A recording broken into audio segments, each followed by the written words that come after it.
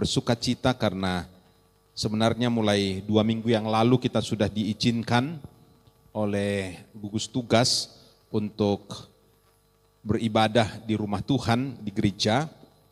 Ya. Dan mulai hari ini saudara punya keberanian untuk datang ke rumah Tuhan. Bagi Bapak Ibu yang kebetulan mungkin masih harus di rumah, biarlah juga tetap bersuka cita. Ya, saya dengar kemarin masih ada yang ambil roti, ambil anggur di gereja, karena mungkin masih ada pertimbangan-pertimbangan, ada kekhawatiran, tapi biarlah kita semua boleh bersuka cita. Ya, tidak boleh salaman, tapi kasih sapa satu sama lain, karena kita sudah berbulan-bulan tidak berjumpa. Bolehkah kalian, Bapak Ibu, boleh saling menyapa satu sama lain, kiri kanan, muka belakang? Walaupun mukanya ditutupi semua ya. Saya tidak tutup karena jauh dari saudara. Ya, semua pakai face shield. Ada yang nggak dapat, nggak kebagian ya. Kalau ya semua kebagian. Ada yang di depan masih ada. Mungkin ada yang terganggu. Iya, baik. Yang di rumah tidak usah pakai face shield ya. Kecuali banyak orang. Baik. Haleluya. Saudara-saudara, hari ini saya mau mengajak kita untuk membaca firman Tuhan satu ayat saja dari Yosua pasal 14 ayat 14. Tema kita ialah bebas, kuat, dan puas. Itulah upah dari orang yang mengikut Tuhan dengan sepenuh hati. Yosua pasal 14 ayat yang ke-14. 2 minggu lalu saya bicara tentang perjalanan Israel pada awal-awal di Elim, di Mara dan di Elim. Dan hari ini kita langsung loncat, sudah di tanah Kanaan. Ya, saya mempelajari perjalanan Israel, saya pilih-pilih beberapa tema dan akhirnya muncullah tema ini. Tidak di perjalanan di padang gurun, tapi langsung cerita di tanah perjanjian. Iya, kau Jencen masih bisa duduk di mana? Di sini, depannya sebelahnya Ibu Yairus boleh? Ya, masih ada tempat di depan sini. Oke, atau di sini depan Pak Rustan juga boleh. Oke. Ya, ada beberapa di atas. Baik. Kita mau membaca ayat ini saudara-saudara, mari baca bersama-sama dari Yosua pasal yang ke-14 ayat yang ke-14. 1, 2, 3. Itulah sebabnya Hebron menjadi milik pusaka Kaleb bin Yefune orang Kenas itu sampai sekarang ini. Karena ia tetap mengikut Tuhan Allah Israel dengan sepenuh hati. Bapak Ibu, kira-kira kita ini mengikut Tuhan sepenuh hati tidak? Siapa yang merasa saya bertahun-tahun menjadi orang Kristen, saya kelihatannya, menurut saya, menurut anggapan saya sudah mengikut Tuhan dengan sepenuh hati. Coba angkat tangan. 1, 2, 3. Loh, kok ya angkat tangan apa cuma ngolet? Ya, hanya 3 orang saudara-saudara yang berkata aku mengikut Tuhan dengan sepenuh hati. Coba renungkan lagi. Enggak usah sungkan. Jangan berpikir wah puji namaku gitu, enggak. Cuma menurut kita rasa-rasanya, menurut keyakinan kita ini sudah mengikut Tuhan dengan sepenuh hati. Karena sungguh-sungguh tenanan, apalagi namanya itu, serius sekali, dan kita meyakini diri kita yakin, kita mantap bahwa kita iring Tuhan dengan sepenuh hati. Coba angkat tangan lagi. 1, 2, 3, 4, 5, 6, 7, udah tambah 8, 9. Yang lain ragu-ragu.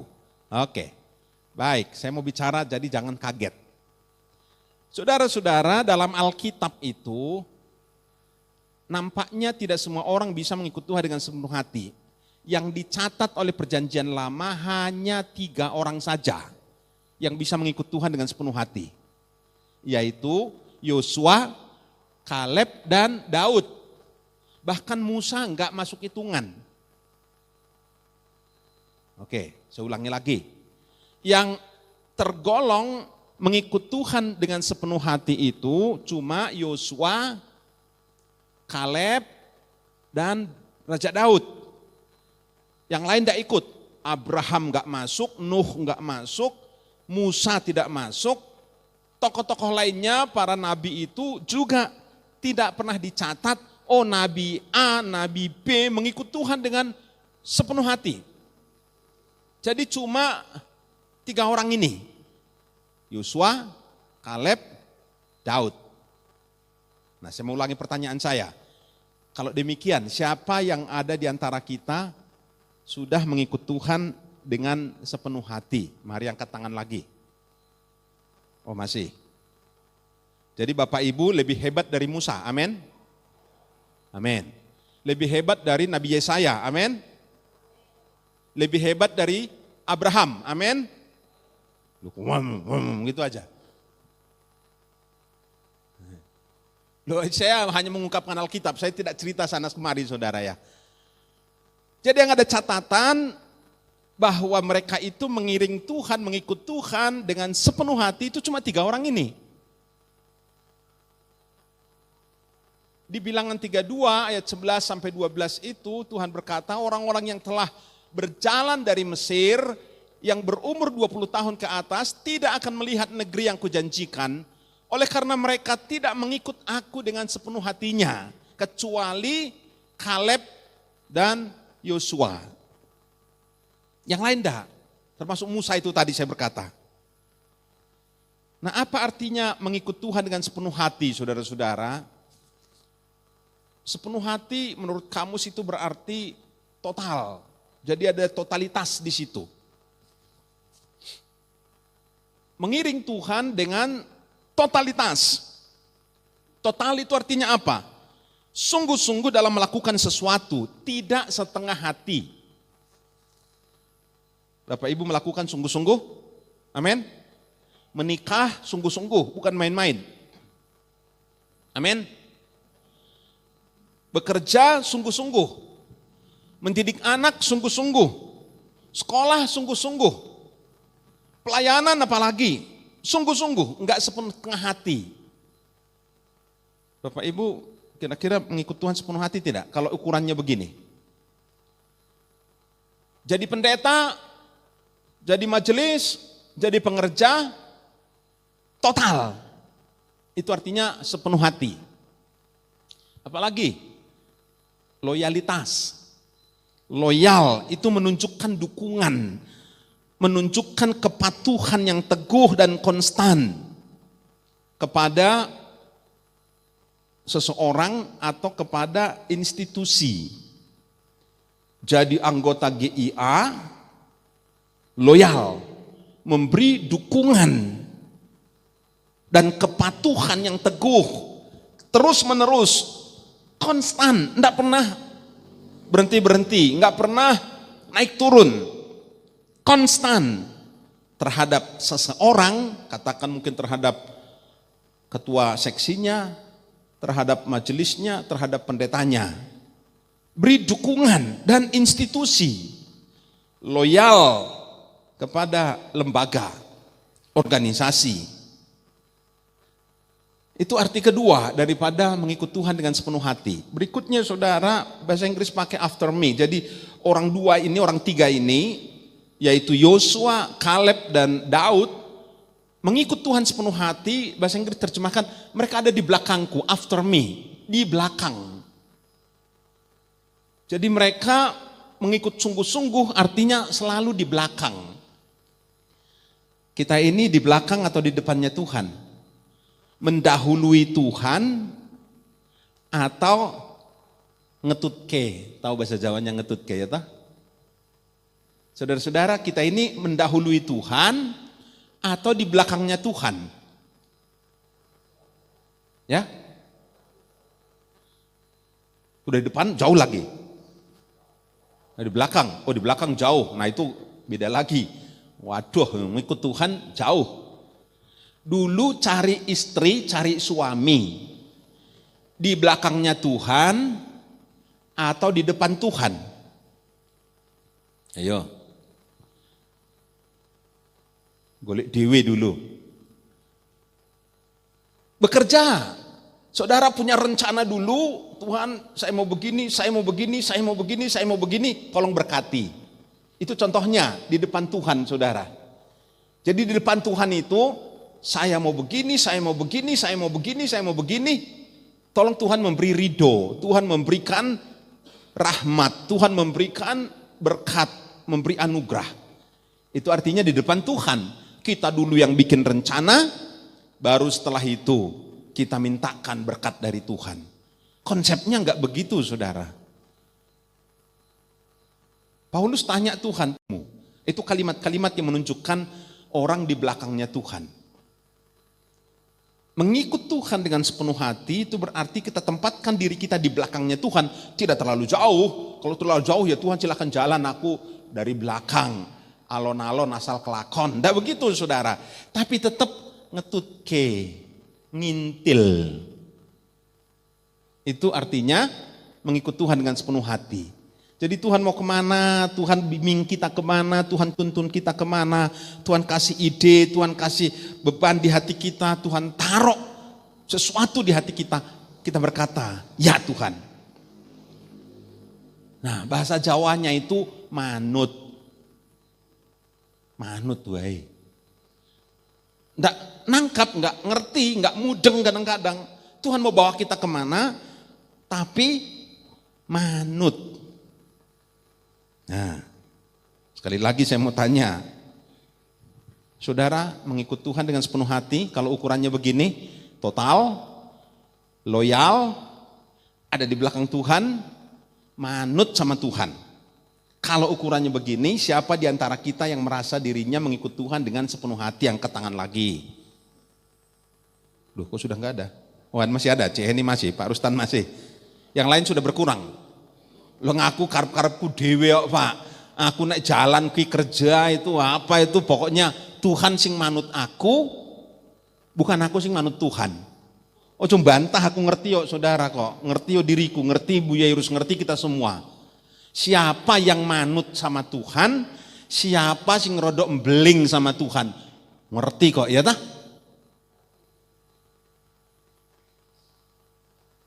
Nah saudara-saudara, semua orang yang umurnya 20 tahun ke atas tidak boleh masuk ke tanah perjanjian yang penuh dengan susu dan madu, yang limpah ruah itu. Karena apa? Karena mereka tidak mengikuti dengan segenap hati, sepenuh hati. Kecuali Yosua dan Kaleb. Mungkin saudara pikir lah Musa apa tuh Pak? Ah itu lain cerita itu. Musa gara-gara emosi satu kali itu bisa menggagalkan orang untuk dapatkan berkat Tuhan berlimpah-limpah. Emosi yang tidak dikontrol, ngamuk saking jengkelnya, sudah berpuluh-puluh tahun menghadapi bangsa, ngomel, ngerasani, berontak, nggak terima, sakit hati, nyimpen kepahitan terhadap Musa. Bertahun-tahun di padang gurun, bayangkan saudara, di padang gurun yang panas, mimpin 2 juta orang, isinya cuma ngomel, tahan enggak? Lama-lama enggak tahan. Enggak dapat air, selalu masalahnya urusan air, urusan makanan. Lalu Tuhan berkata, bicara kepada batu itu supaya keluar air. Saking jengkelnya, saking emosinya, jangan dikira Nabi enggak bisa emosi. Loh Nabi masa emosi toh Pak? Ya nyatanya Musa aja emosi dia. Padahal dikatakan oleh Alkitab, Musa adalah orang yang paling lembut hatinya di muka bumi. Nggak ada yang lain selembut Musa. Tapi satu kali emosi juga. Dia bawa tongkatnya, saking jengkelnya digebuk itu batu. Loh, Tuhan berkata, loh kok emosi? Kok ngelawan? Kok terus meremehkan aku, kata Tuhan. Gara-gara itu batal masuk tanah perjanjian. Gara-gara emosi. Lagi piye tuh ya? Tuhan itu katanya murah hati, katanya penuh kasih, katanya pengampun, katanya penuh dengan rahmat. Loh masa emosi sekali batal? Lah ya kenyataannya begitu loh saudara. Ngamuk di hatinya, sekali itu aja ngamuk itu. Biasanya lembut, dia doa, Tuhan ampunilah. Tapi kali itu sudah enggak tahan. Dia pukul batu, Tuhan enggak terima. Loh kok kamu kok melawan aku, gimana sih? Batal. Dia cuma ingak-inguk di Nebo. Nah, saudara-saudara sekalian, Kaleb itu yang kita mau soroti hari ini. Dia sampai ke tanah perjanjian, didapatkan Hebron, dia dapatkan berkat-berkat yang lain karena mengikut Tuhan dengan sepenuh hati. Nah, sekarang kita melihat apa upah dari orang yang mengikut Tuhan dengan sepenuh hati. Nah, selain dapatkan Hebron, Hebron itu wilayah. Ada perbukitan, ada daerah pertanian. Itu kalau saudara tahu Bethlehem, itu daerah Hebron itu. Sampai sekarang ini subur. Disitulah Daud tinggal. Disitulah dulu daerah-daerah situ si Abraham tinggal. Jadi Yesus lahir di daerah itu, di daerah Hebron itu. Dia dapatkan itu, saudara. Itu daerah melebihi daerah-daerah lainnya. Daerah subur itu Hebron itu. Peternakan hebat di situ. Ya, kalau kita dari Yerusalem pergi ke daerah Bethlehem, kelihatan itu perbukitan-perbukitan Hebron itu. Dan Kaleb berkata, Musa dulu janji kasih itu perbukitan, karena ketika kita mengintai, kita sampai di situ, cerita kepada Musa, dan Musa janji akan memberikan gunung itu kepadaku. Dan tolong sekarang penuhi, tolong sekarang berikan gunung itu kepadaku, kata Kaleb kepada Yosua. Yosua berkata, dengan sepenuh hati, sebagaimana engkau mengiring Tuhan sepenuh hati, ambillah itu. Ambilnya enggak langsung, pakai perang. Ngajak Otniel, bukan Otniel Iwan. Otniel mantunya yang jadi mantunya belakangan. Nah, saudara-saudara, selain mendapatkan Hebron, Kaleb juga mendapatkan upah lainnya. Upah apa saja? Yang pertama adalah dibebaskan oleh Allah. Itu berkatnya. Jauh lebih daripada dapatkan wilayah. Jauh lebih daripada dapatkan daerah pertanian yang subur, daerah pemukiman yang bagus di perbukitan. Yang pertama, dia dibebaskan oleh Allah. Dibebaskan dari apa? Dari 3 hal, saudara-saudara. Yang pertama, dari keputusasaan. Bilangan 13 ayat 30 berkata, kemudian Kaleb mencoba menenteramkan hati bangsa itu di hadapan Musa. Katanya, tidak, kita akan maju dan menduduki negeri itu, sebab kita pasti akan mengalahkannya. Nah, saudara masih ingat ceritanya ketika Musa mengutus 12 pengintai untuk melihat tanah perjanjian itu. 10 orang pulang dengan keputusasaan karena apa? Mereka melihat bahwa daerah itu ditempati oleh orang-orang raksasa. Tempat itu penuh dengan penduduk yang ahli perang. Galak-galak, ganas-ganas. Lalu yang 10 orang frustrasi. Yang 10 orang menyerah. Yang 10 orang ngangkat tangan. Dan berkata enggak sanggup. Patah hati semua, putus asa semua, tidak ada keberanian sama sekali. Dan mereka berkata kepada Musa, sudah Pak, cukup, jangan lagi teruskan perjalanan. Kalau kita sampai, itu bakal disikat langsung, dijadikan mangsa langsung oleh penduduk setempat. Jadi tolong jangan kita teruskan perjalanan ini. 10 putus asa. Untungnya 2 orang ini yang mengikut Tuhan sepenuh hati ini tadi, Yosua dan Kaleb. Mereka tidak putus asa. Saudara-saudara, kedua orang ini menenteramkan hati orang lain. Nah, gereja, masyarakat, keluarga, rumah tangga itu sangat membutuhkan orang-orang seperti ini. Menenteramkan hati. Sayangnya kebanyakan orang bukannya menenteramkan hati, malah bikin orang lain menyerah, bikin keluarga menyerah. Waduh ini gini, udah menyerah lah, wes bubar. Ngapa kamu pertahankan keluarga kayak gitu? Wes bubar we. Ngakok ke hati. Orang kan berhak bahagia toh. Kamu nikah sama orang itu makan hati, ngapain pertahankan? Wes. Lu mau pengadilan kono. Menyerah. Tapi orang yang punya hati mengikut Tuhan dengan sungguh-sungguh, perkataannya beda. Jadi apakah kita mengikut Tuhan dengan sungguh-sungguh itu kelihatan dari perkataan kita. Kalau kita berbicara sama saudara seiman kita, menenteramkan hati orang itu, nah itu tandanya saudara diberkati Tuhan. Karena mengikut Tuhan sepenuh hati. Tapi kalau coba ingat-ingat, kalau ada saudara kita ngomong, lalu kita berkata, memang payah itu orang itu. Wes tinggal dua ya wes. Ngapain kamu di situ? Pindah gereja liya kan gampang. Nah itu tandanya hati orang itu juga sudah putus asa.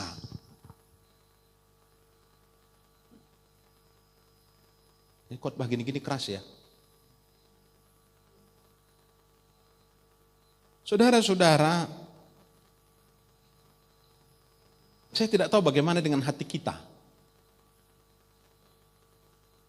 Apakah kita diberkati dengan hati yang seperti ini, yang menenteramkan hati orang lain, yang bebas dari keputusasaan.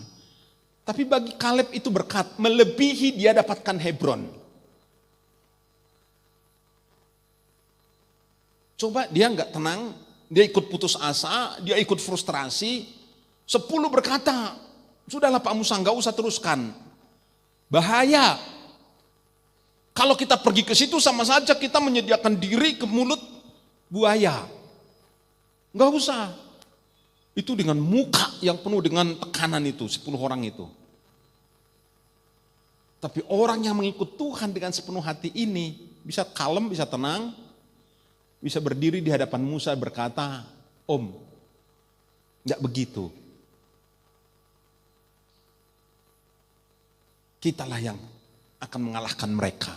Yang 10 berkata, mereka raksasa, kita belalang. Tapi kedua orang ini berkata terbalik. Justru kita yang raksasa. Mereka yang belalang, kita akan habisi mereka. Menenteramkan sekian juta orang ini saudara, melalui perkataan 2 orang saja. 10 lawan 2. Nah saudara, di masyarakat dipengaruhi oleh siapa? Di gereja dipengaruhi oleh siapa? Oleh 10 orang atau oleh 2 orang? Itu masalah serius itu saudara ya.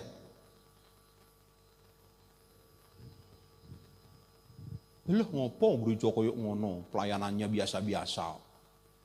Lalu yang lain kecut hatinya. Rakyat itu kan maaf ya, rakyat kadang-kadang gampang dipengaruhi oleh yang lain. Apalagi yang ngomong itu kelihatannya wah pinter, kelihatannya wah sungguh-sungguh. Padahal belum tentu. Tapi orang yang mengikut Tuhan dengan sepenuh hati, hatinya akan teguh, apapun yang terjadi, dia tidak akan putus asa, dia tidak akan menyerah, dia akan tetap kokoh.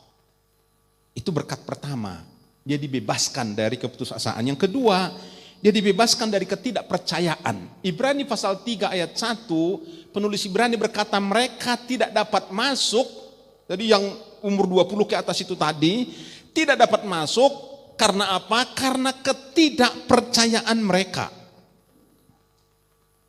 Kaleb dan Yosua percaya, yang 10 tidak percaya, yang 10 nggak masuk, nggak nikmati berkat.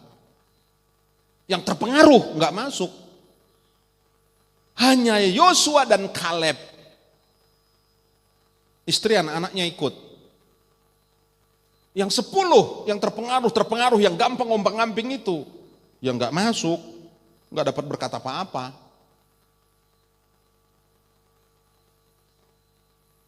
Ada kelimpahan, ada susu dan madu, ada daerah pertanian yang sangat subur, yang mereka bawa anggurnya panjang-panjang saudara ya. Sampai sekarang ini pisang di sana itu panjang sekali. Itu dari atas sana sampai ke tanah itu buahnya kalau kita pergi ke daerah Israel sana. Pisangnya panjang-panjang itu. Kalau di Indonesia kan cuma pendek gantung di atas. Ini enggak, dari atas sampai ke tanah. Pisang semua itu, buah pisang semua. Bilangan 13:30 tadi berkata, Kaleb mencoba menenteramkan bangsa itu, katanya, tidak, kita akan maju dan menduduki negeri itu, sebab kita pasti akan mengalahkannya. Itu perkataan iman saudara-saudara.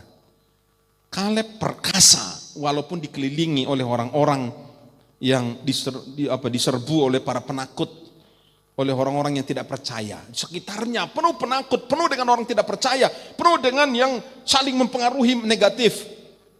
Tapi Yosua, Kaleb, mereka perkasa. Kita butuh sikap seperti ini saudara-saudara dalam kehidupan ini. Yang ketiga, dibebaskan dari apa? Dibebaskan dari kematian.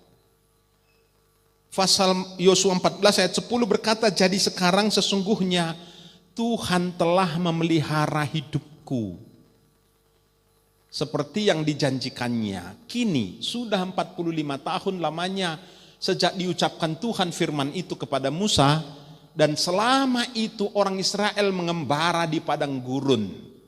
Jadi sekarang telah berumur 80 tahun aku hari ini. Bayangkan saudara, 35 tahun. Ini saya nggak tahu, tiba-tiba kepikir, katanya Israel perjalanannya 40 tahun. Tapi ini tambahan umurnya Kaleb cuma 35 tahun. Loh iki piye iki? Saudara pernah mikir, Israel kan di padang gurun berapa tahun? 40. Padahal Musa mengucapkan firman ini ketika mereka sudah di tengah-tengah padang gurun, tak? Udah berapa tahun itu? Dari Sukot ke Mara, ke Elim, ke Sinai, tinggal di Sinai bertahun-tahun, jalan lagi, baru setelah itu pergi mengintai. Lah kok dia bilang dulu umurku 45, sekarang 80. Berarti 35 tahun. Enggak ya, jadi benar ya. Jadi berarti sudah 5 tahun perjalanan lalu mengintai. Lengkap ya? Nah, terus butuh waktu 35 tahun untuk penggenapannya. Bayangkan saudara, menanti 35 tahun. Tapi bukan itu poinnya di sini. Poinnya di sini ialah sesungguhnya Tuhan telah memelihara hidupku. Yang lain mati di padang gurun. Sedangkan Kaleb tetap hidup, tetap sehat, panjang umur. Dia panjang umur bukan karena mengkonsumsi obat-obatan, bukan karena olahraga yang rutin, naik sepeda, olahraga barbel, olahraga apa lagi?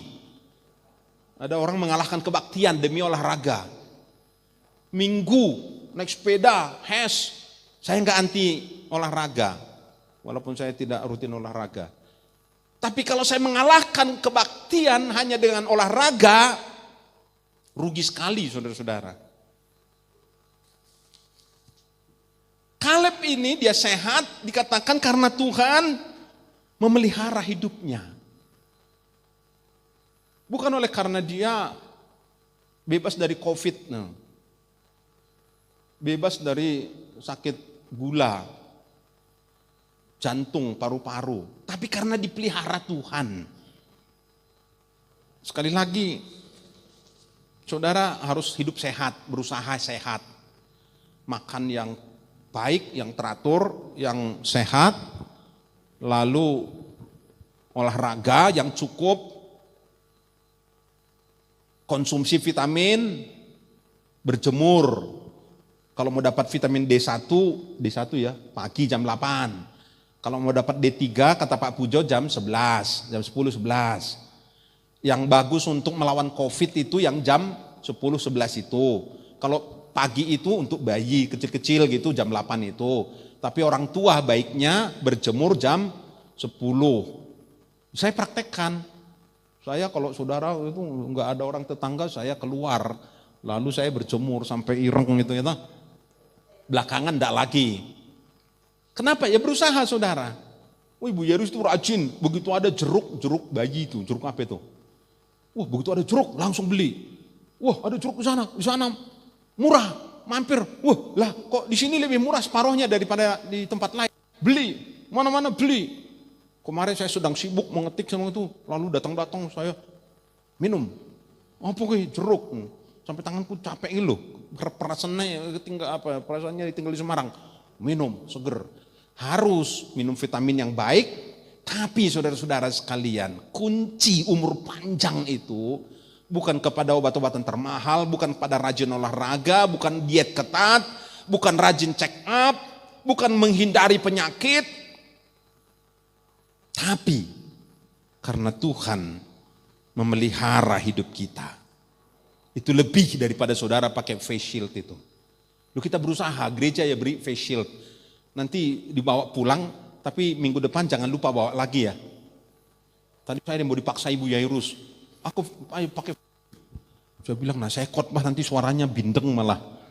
Ketutup. Karena yang lalu saya tumpangi tangan pernikahan pakai face shield saya. Saya melantik pengurus yayasan, saya pakai face shield.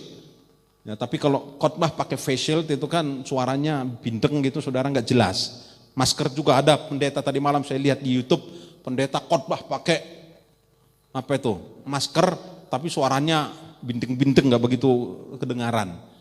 Jadi supaya jelas, maka saya lepas tadi di situ dan saya tidak pakai face shield karena saya jauh dari saudara. Tapi kita berusaha sedemikian rupa.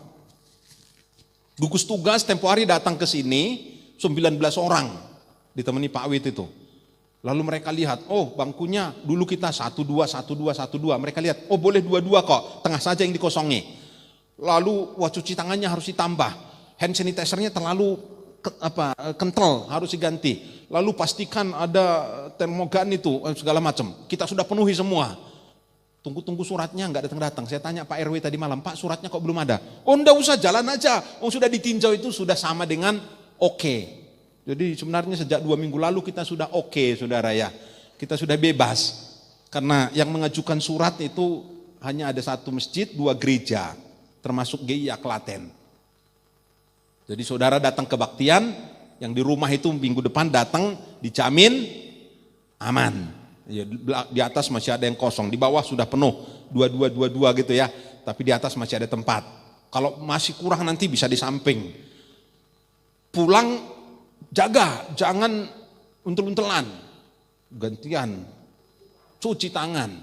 Semua protokol kesehatan kita kerjakan, kita lakukan dengan tertib, dengan disiplin. Tapi sekali lagi saudara, di atas semua itu, jaminan kesehatan kita, jaminan umur panjang adalah Tuhan memelihara hidup kita. Itu penting saudara sekalian. Nah jadi kita lihat bahwa orang-orang yang sepenuh hati mengikut Tuhan itu, hanya orang seperti itulah yang bisa mengalahkan keputusasaan, ketidakpercayaan, dan kematian awal, kematian dini, yang umurnya enggak panjang.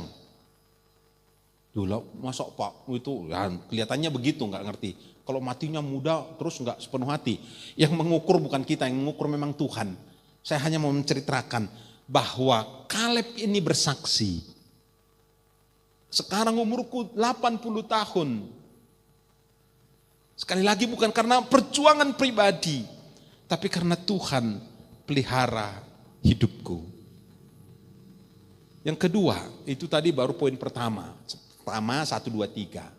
Sekarang berkat kedua yang diperoleh oleh orang yang mengikut Tuhan dengan sepenuh hati itu apa? Dia dikuatkan.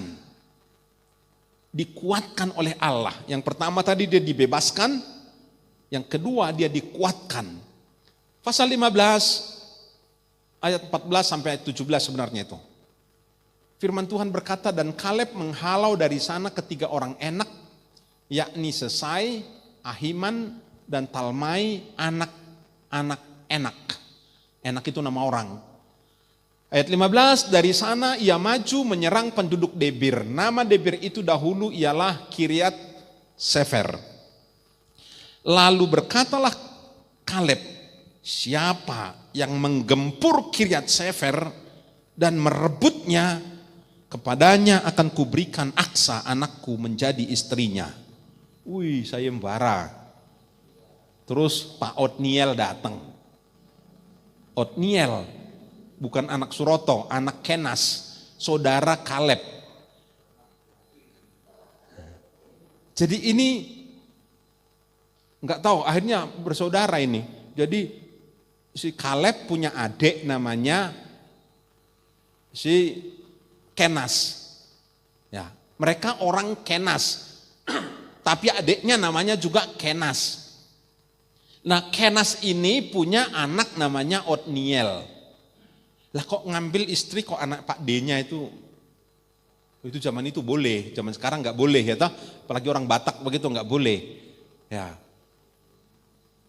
Jadi Otniel maju saudara-saudara. Dia rebut kota itu, dia perkasa ini Otniel ini. Bahkan dia menjadi hakim pertama setelah Yosua enggak ada, Israel enggak punya pemimpin, belakangan muncullah Otniel jadi pahlawan dan menjadi hakim pertama. Dia rebut kota itu, kota Kiryat Sefer itu tadi. Dia rebut itu pegunungan-pegunungan, dia kalahkan anak-anak enak, raksasa-raksasa itu. Lalu dia dapat Aksa. Harusnya Dwi Margianti kasih nama baptisan Aksa aja dulu ya. Jadi Otniel dan Aksa. Oh, dulu saya nggak koreksi tuh, harusnya dikoreksi tuh. Aksa harusnya. Apa mau diganti, Pak Iwan? Mana Pak Iwan? Hah? Mau diganti aja namanya Aksa. Saudara-saudara, di usia 85 tahun, Kaleb masih kuat berperang. Dia bisa memanage perang. Dia bisa mencari anak-anak muda. Dia sendiri maju, tapi dia tahu bagaimana mengerahkan anak-anak muda, lalu dia menang. Dia kalahkan 3 raksasa. Sekarang ini kita tidak menghadapi raksasa sungguhan, anak-anak enak atau Goliat atau semacam itu. Saya nggak tahu saudara percaya ada raksasa sungguhan enggak di zaman ini? Di cerita-cerita film kan ada raksasa. Dulu ada raksasa sungguhan, tapi sekarang kan enggak ada lagi. Kecuali orang mungkin ukuran badannya ya di atas 2 meter gitu ada.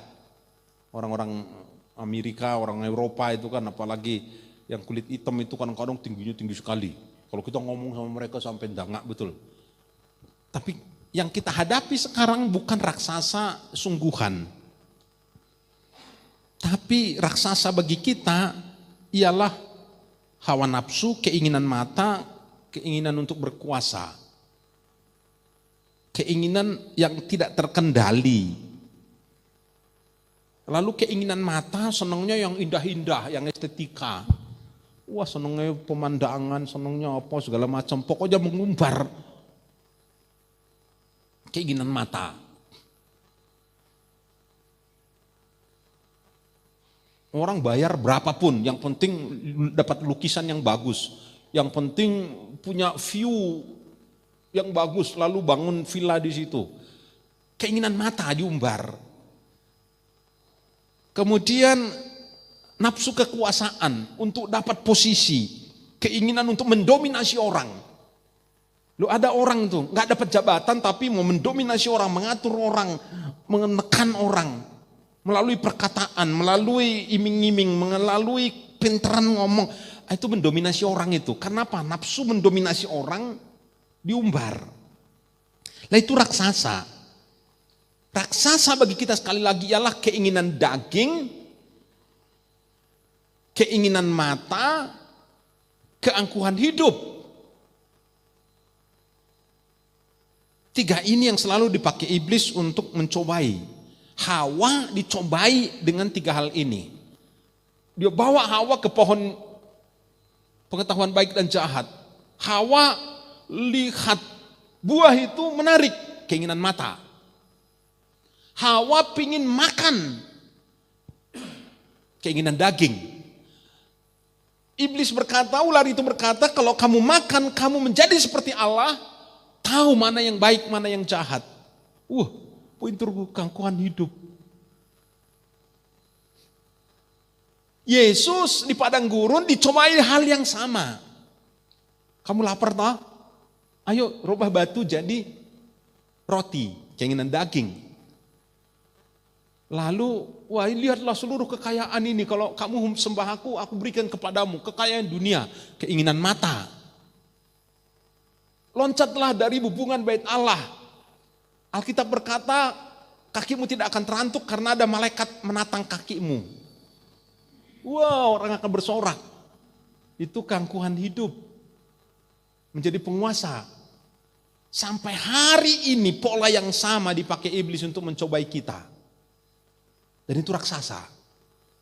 Melawan orang yang hebat kita mampu, tapi melawan hawa nafsu kita sendiri, melawan keinginan mata kita sendiri, melawan keinginan untuk mendominasi orang, untuk populer, untuk dihormati orang, untuk ditaati orang, itu raksasa.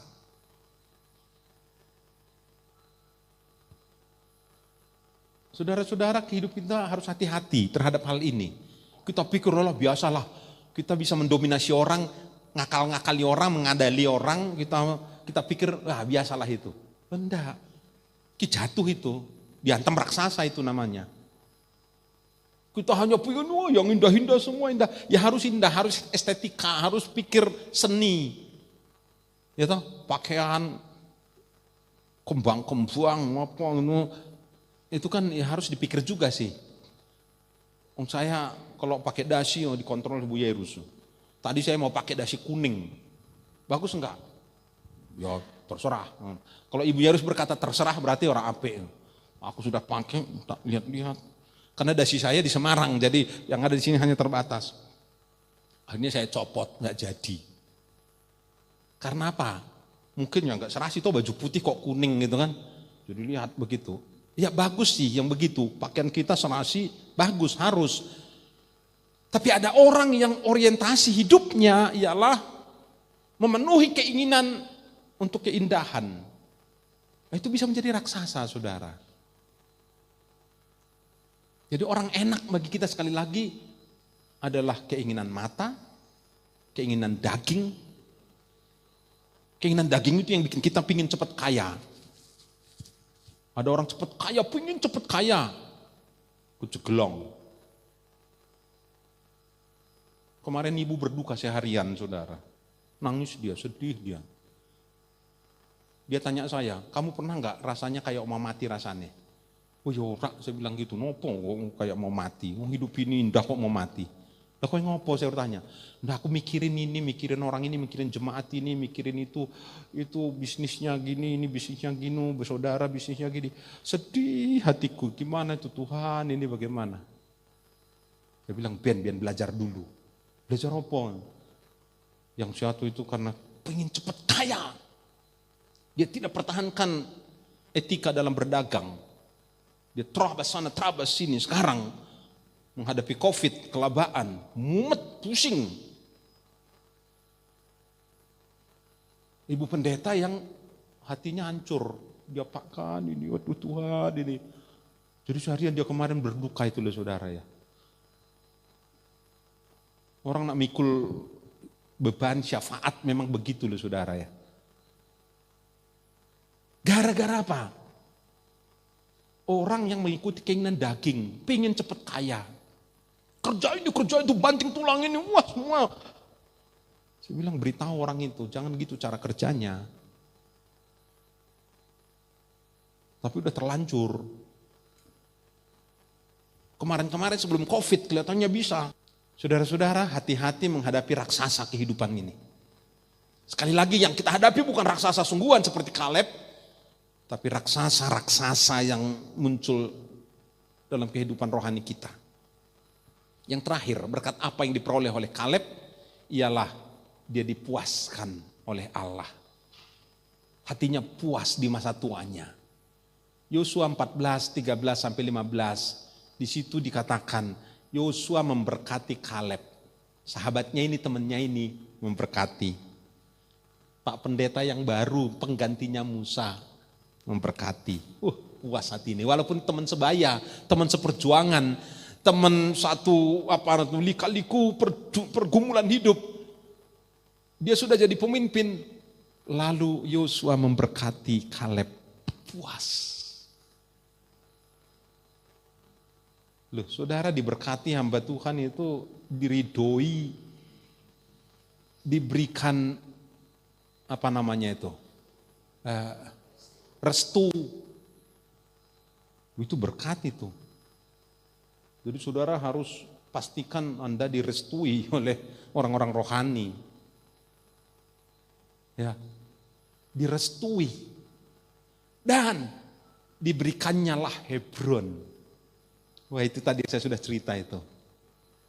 Kepadanya bukan pinjaman tapi menjadi milik pusaka. Dan amanlah negeri itu berhenti berperang. Itu berkat bukan? Diberkati oleh otoritas rohani, diridhoi, diayomi. Kemudian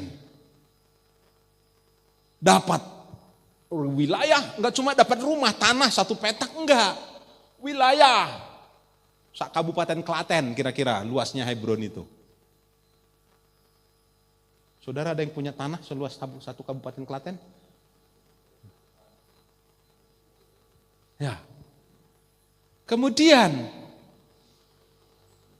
amanlah negeri itu, enggak ada perang. Dapat apa lagi? Kurang apa lagi kalau berkatnya begini loh saudara ya. Kurang apa lagi?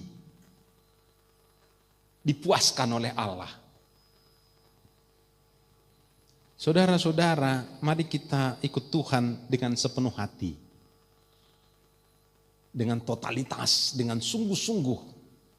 Sungguh-sungguh melakukan segala sesuatu, sungguh-sungguh melakukan pelayanan.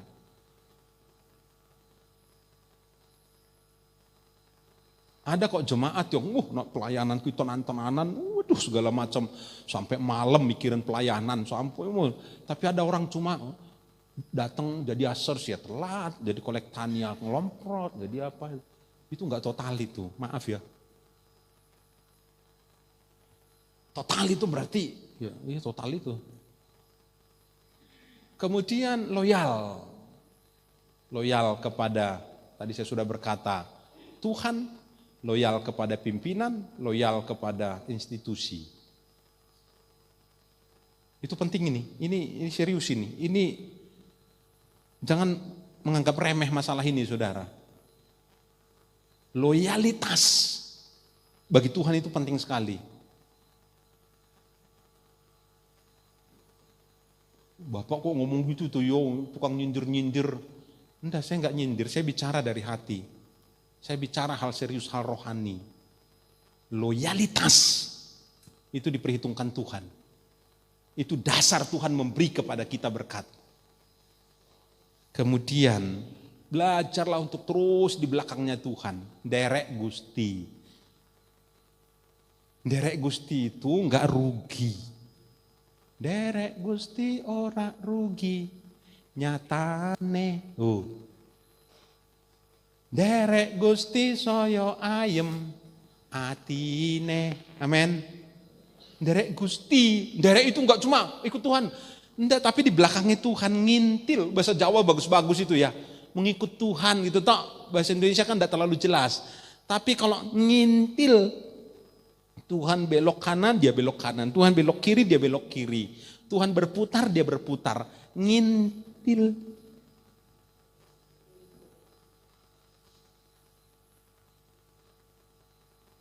Lalu manutlah sama Tuhan.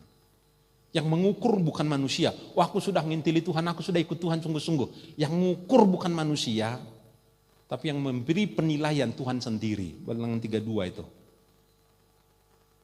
32 berkata, ini orang dua ini beda hatinya. Yosua itu beda hatinya. Dia mengikut aku dengan sungguh-sungguh. Maka dia berikan pusaka, milik pusaka. Dia dibebaskan dari keputusasaan, ketidakpercayaan dan kematian dini. Dia kuat melawan raksasa dan umurnya panjang. Umur panjang itu bahagia apa sengsara ya?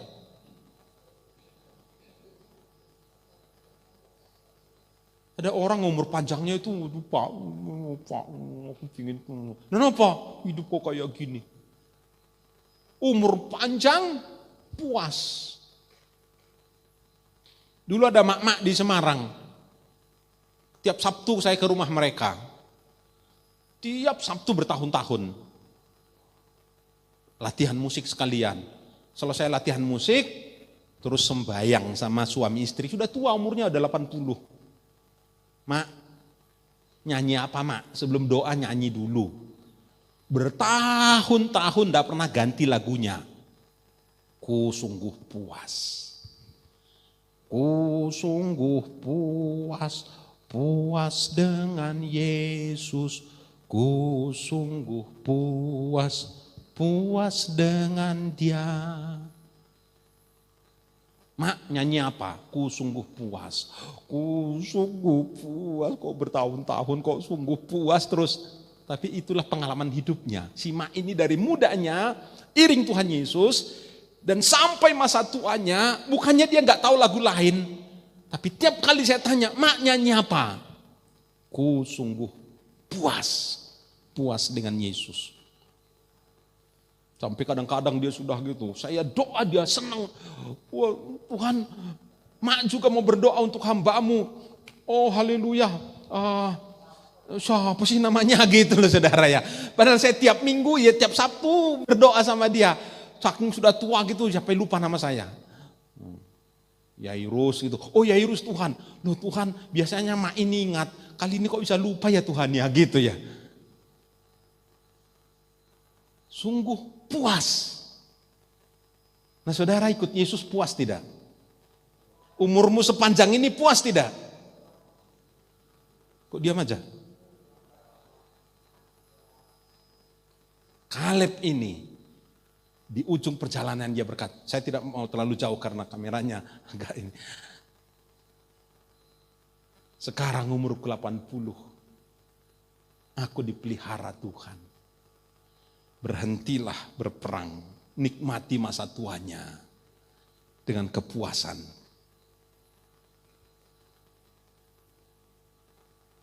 Saya lihat bapak saya ikut Tuhan di ujungnya, di akhir hidupnya. Dia bilang begini sama kakak saya, udah ya, aku sudah capek aku sudah mau pulang. Wes kamu doa ya. Masih ngobrol saudara, masih ngobrol gitu. Kamu doa ya. Aku udah mau pulang, udah capek, aku udah selesai kok. Dia lipat tangannya, dia tutup matanya. Lalu kakak saya berdoa.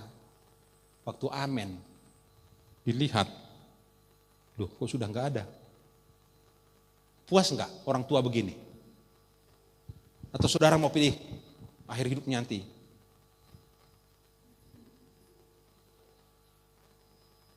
Iring Tuhan itu dengan sepenuh hati sampai akhir hidupnya dia puas.